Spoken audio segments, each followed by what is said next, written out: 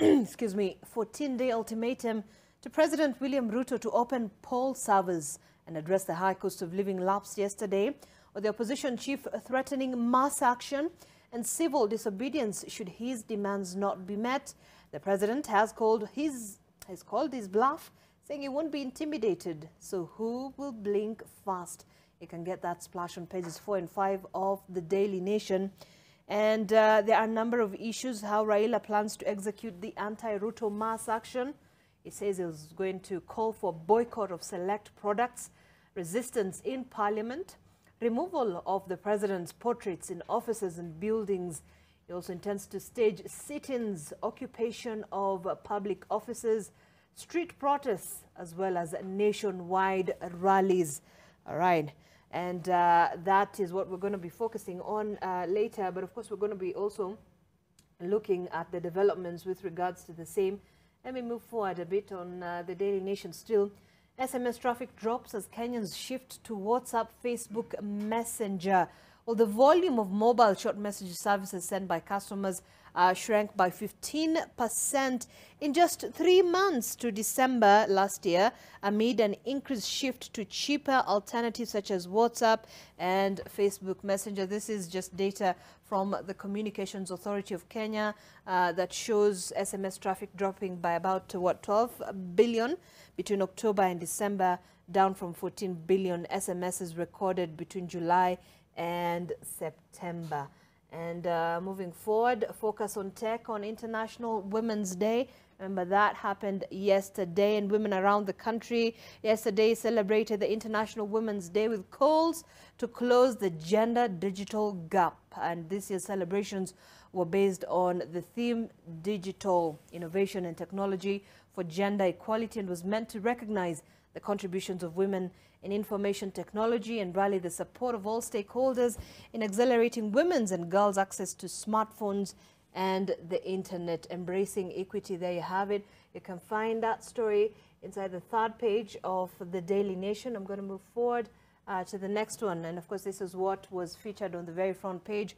How Azimio plans to execute resistance against Ruto regime. Opposition leader Raila Odinga is today expected to launch a multifaceted approach to his mass action plan against President William Ruto's administration, including civil disobedience. Now, remember, this actually follows yesterday's lapse of the 14-day ultimatum that the Azimio la Umoja leader had issued to the president to expedite opening of the 2022 presidential election servers and address the high cost of living, among other issues.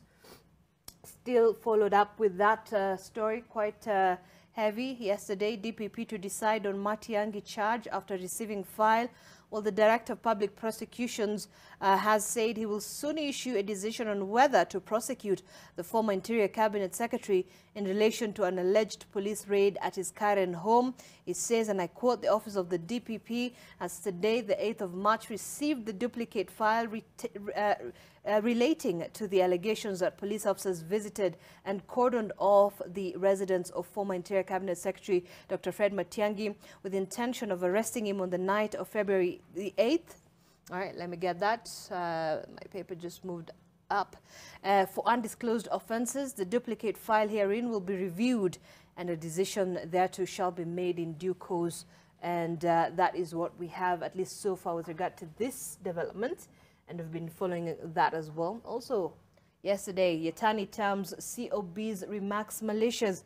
That's the former National Treasury Cabinet Secretary Ukur Yatani, who came out fighting, rejecting as false claims that he had cornered or coerced the controller of budget to approve the 15.2 billion in a 26-minute window, 5 days to the August 2022 general election. Now, this as two parliamentary committees said they will summon Yatani over the payments, while the National Assembly Majority Whip Silvana Sosoro insisting that Margaret Nyakango should be removed from office for her role in the matter. Just very quickly, according to Yatani, the approvals he sought from Nyakango were regular and in line with Article 233 of the Constitution, and he says had since been received Parliament's approval in the supplementary budget signed into law by President William Ruto last week. So this is also a story that we're keeping a very close eye on with regard to its developments.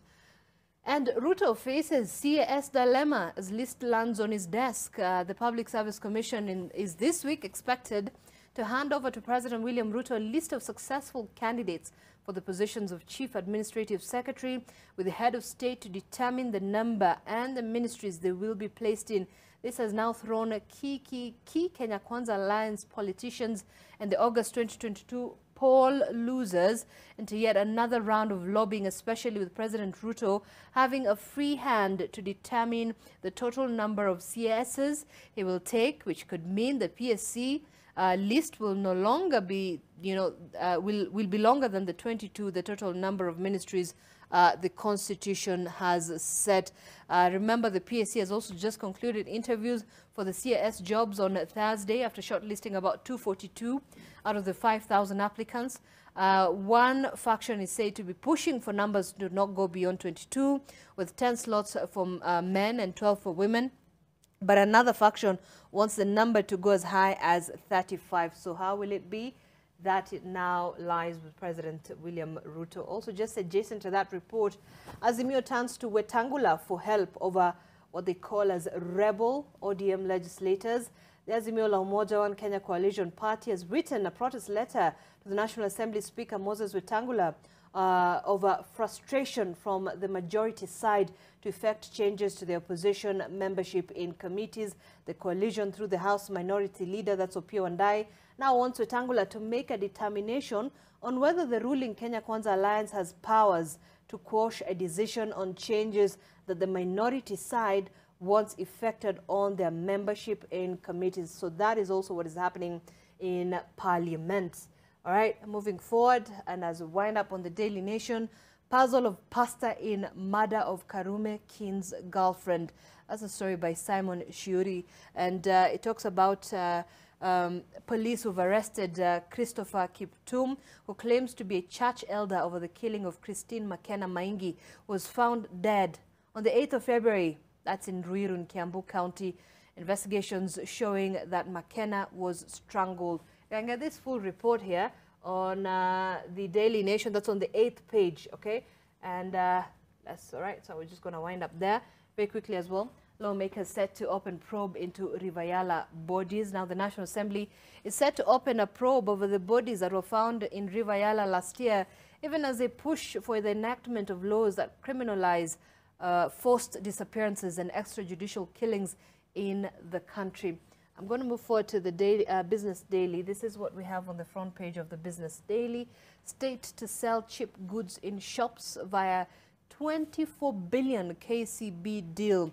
Well, the state has received 24 billion backing from the KCB group for the importation of cheap foods to be distributed through 120 shops. This is in efforts to lower the cost of living. The state-owned Kenya National Trading Corporation said yesterday it had secured a letter of credit. That's a guarantee that a seller will receive a buyer's payment on time from the bank to support the importation of about 200,000 tons of household goods on a duty-free basis. Just also adjacent to that story, how Kenya will fund the 256 billion euro bond settlement next year. Treasury will tap concessional external loans to fund the 256 billion bullet repayment of its debt Eurobond due, which is due in the next financial year starting July. Parliament has been told. Also, states and counties set to run joint projects in new law, which means the National Treasury has moved to amend the Public Finance Management Act to formalize collaboration between the national and county governments.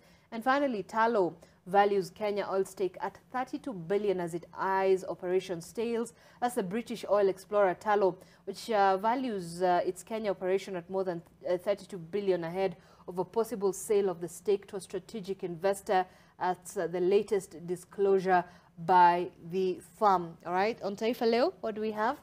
And heavy on politics here. Ruto ajipanga kukabili Raila. Rais William Ruto hatimaye amechukua hatua za kukabili maandamano ambayo kiongozi wa Azimio Raila Odinga amepanga kuanzisha leo, huku makataa ya siku 14 yaliyotoa Februari 22 yakikamilika jana usiku. And that's exactly what we've seen on the Daily Nation. All right. Finally, on the East African